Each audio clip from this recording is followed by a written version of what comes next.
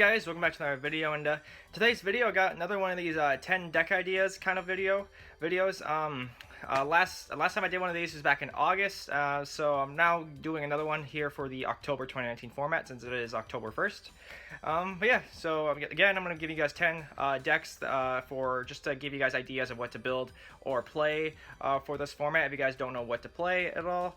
And yeah, some of these decks are more cheap than others, more fun for others, and some of these are kind of competitive in their own right. So yeah, I think there should be something for everyone here at least. But yeah. Other than that, let's get right into it. So, the first deck I'm going to talk about is going to be ProtoPlants. Now, ProtoPlants, I've talked a little bit on the channel and some of these other lists, but I'm going to talk about them again here because, well, you just got their new support and the new Legendary Duelist Immortal Destiny that just released over the weekend, or a weekend ago, I believe. So, yeah. Yeah, so they got a whole new wave of support, got a new monster, new fusion, and a couple new spells and everything like that. So the deck has a pretty much a fresh new coat of paint on it, and yeah, it makes the deck a little bit more viable to play. It's nowhere near like competitive, I believe, right now, but it is still a fun deck. You can take the locals every now and then just to have a good time. So yeah, if you guys are looking for a fun little plant strategy that is kind of like interesting at making fusions and everything and giving your opponent predator counters and everything like that, ProtoPlants should be that deck for you. Next is another deck that got support in Legendary Duelist. Is going to be Gimmick Puppets. Now, Gimmick Puppets are a rank 8 style of a deck that pretty much make rank 8 Xyzes, pretty much, and yeah, they got a bunch of new support in Legendary Duelist as well. They got a couple new monsters to help facilitate the strategy, and they also got a new Xyz monster that is a rank 4, oddly enough, but it helps make rank 8 plays later in the duels. So yeah, they got a bunch of new monsters. Pretty much are pretty good. I mean, I think the support they got is pretty nice, and just makes the deck a little bit more viable than it once was. So, and that's always pretty nice. So if you guys are looking for a Z strategy that is pretty affordable, I believe, and also makes pretty interesting boards with rank 8s and everything, Gimmick Puppets should be that kind of deck for you, and also kind of fits the whole month vibe of Halloween and everything due to their artwork and everything like that. So, but yeah. Next is another Legendary Duelist set. It's going to be Evil Heroes. Now, Evil Heroes are an older hero style of a deck, all the way back from GX, but now they've got a couple new fusions in Legendary Duelists, and just a couple new main, like maybe like 1 or 2 main deck monsters, I believe.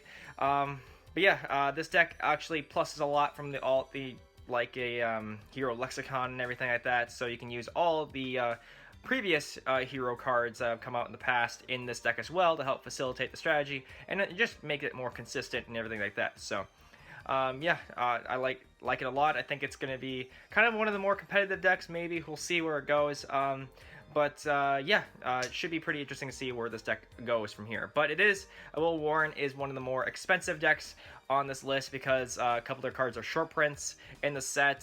Some are, I think one of their deck cards is $40, another one's like 60 or 70. So if you don't mind that, Evil Heroes should be that kind of deck for you. It's kind of an interesting strategy that could be pretty competitive, hopefully.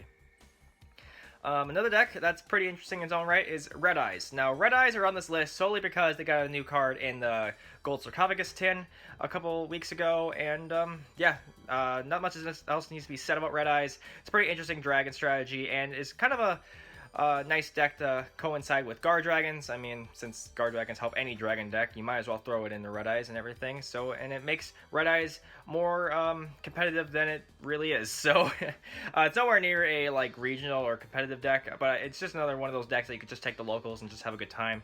Yeah, there's a lot of ways you can build Red Eyes. You can make it the fusion way. You can make it the flare metal burn kind of way. Or you can just make it the equip strategy that came out a couple years ago. So there's a lot of ways you can build it, and there's a lot of ways you can be flexible with the decks. So if you guys are into something like that, Red Eye should be that kind of deck for you. Next is the last deck that got support in Legendary Duels, and that is Earthbound Immortals. Now, I don't really know much about Earthbound Immortals. All I know is they're just big, beefy monsters that do things. lots of things. But other than that, it's a pretty interesting strategy. I think this is more of the pet project kind of style of a deck that if anyone's really interested in it and wants to, you know, have a challenge on their hands and making it pretty decent and viable, Earthbound Moas might be that kind of deck for you if you guys are looking for a pet project style of a deck. So. Next will have to be Laval's. This is another one of those kind of pet project kind of decks. Laval's, the reason why I have him on this list is because Rekindling's at 3. It's been at 3 ever since the last ban list, I believe. So, with Rekindling at 3, you are able to make the Quasar build of Laval's, and that's pretty much the most viable way of making them right now anyway, and it's pretty interesting. If you guys want to like go back in time, the 5Ds era, and like make a Quasar deck, that's actually pretty hilarious. Laval's could be that deck for you. It's pretty nice, very cheap, and just a fun little deck. You can take the locals and just drop Quasars or Blazars or something on people and just laugh in their face. So yeah. Next is another kind of a local or semi-regional kind of deck, and that is Traptrix. Traptrix, they gotten sparse support. I mean, mostly they're mostly known now for Traptrix Sarah, which came out in Battles of Legend, and it's a really nice little strategy. It's one of the lesser-known trap-focused kind of decks, other than Ultrageist or True Draco or Subterror. So it's kind of like in that 4th spot behind all those guys and everything, since it's not as good, it's not as grindy, and it's not as I guess competitive, sadly, but it is pretty fun because you are able to use all the trap holes that are in this game, and a Traptrix Sarah is a hell of a card that just helps get out your trap holes from deck and just get out your Traptrix from the deck as well. So all around, it's a pretty decent strategy that can be semi-competitive if you make the right builds. So if you guys are interested into something like that and you don't want to play Ultrageist or True Draco or Subterror, Traptrix should be that kind of deck for you. It's very, very interesting and fun strategy. Next is another competitive strategy that's pretty much meta right now, and that is Lunar Lights. Now, you're probably wondering, okay, why is this on this list, Todd? Why even mention Lunar Lights? It's meta right now. We all know this. Well, there's a couple ways you can make Lunar Lights. I mean, you don't have to play the Orcus variant. If you're a casual player and you're not interested in playing competitively and you don't want to, like, drop money on Dingirsus and everything like that, you can play the standard pure Lunar Light build. That deck is actually pretty interesting. It can run dangers if you really wanted to, and it has done well in the past. I mean, the fusions are no joke. They are really good at OTKing the opponent, and yeah, I mean, if you guys are interested in the pure Lunar Light build and don't want to drop money on Dingirsus and everything like that, and just play the Orcus variant, you can play the pure build and have some fun in the process. It's very nice. It's still pretty good. You can OTK the opponent with the fusions and everything like that. So all in all, it's a really good strategy and everything like that, and just a fun deck overall. So. Next, another competitive deck, our tier 2-ish, is Magical Musketeer. Now, Magical Musketeer got their new Link monster in Battles of Legend a couple months ago, and has pretty much been better ever since it dropped. I mean, it's gotten a couple tops at regionals lately, and is pretty cheap-ish, I believe.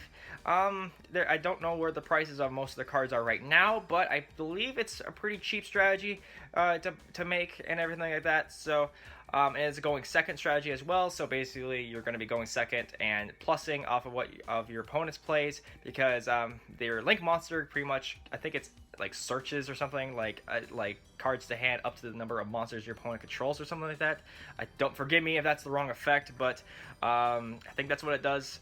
So yeah, I mean, pretty nuts strategy and everything like that. So if you guys are interested in a going second deck that can OTK pretty heavily, Magical Musketeers might be that deck for you. It actually can do really well at regionals. And then lastly, this deck is another fun deck you can take a locals, but since it's October and we're in the Halloween spirit, Ghostrix. Now, Ghostrix are in no way, shape, or form competitive. They're, again, a local deck just for fun, but since it's Halloween season and everything like that, and it's October, Ghostrix just kind of fit the whole theme of the month. So they're just pretty fun. They're a pretty funny deck. Pretty much they're like focused around putting your opponent's monsters face down and everything like that, and just, you know, trolling the opponent for the most part. And yeah, it's pretty much an older strategy, but it's pretty interesting to see what people make from time to time when they do play this deck. So But yeah, the only reason why it's on this list is because it's October and it's, you know, fits the whole Halloween mood. It's, I mean, come on. How could you say no to Lantern here? He's just so adorable. So, but yeah, that is it for the video. I hope you guys all enjoyed it. Hopefully there was a deck in here for everyone involved. And yeah, I mean, if there is any decks I did miss, leave it down in the comment section below. I would love to see what decks I missed, or just to see what you guys are playing for this month in general. So, but yeah, I hope you guys all enjoyed this video again. Leave a like, comment, definitely subscribe. I should see you guys next video. Have a nice day.